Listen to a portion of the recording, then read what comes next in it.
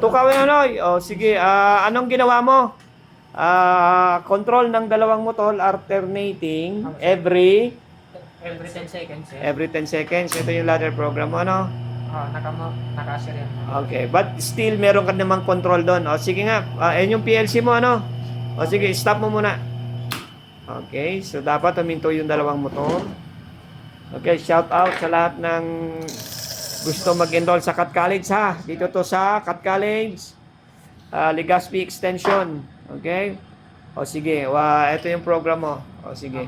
Start natin yung operation ng alternating motor. Start, sir. Start.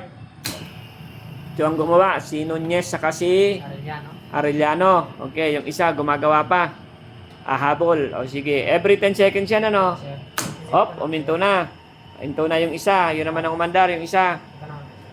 Okay, so ito yung ating mga magnetic contactor. Yung motor, with 6 leads yan, ginawa mong ano, no? Delta connection na, no? Okay, sige, marunong na kayo mag-change nung 6 leads to delta o kaya Y. Pag Y kasi 380 yung nakalagay dyan. 220 lang tayo dito, 3-phase. Kaya naka-delta. Sige. Okay, so yun naman ang umaandar. So after, okay, very good. So medyo may idea na kayo paano mag-control ng motor using PLC, ha? So traditional, alam nyo na. Ngayon, PLC, marunong na rin kayo. Very good.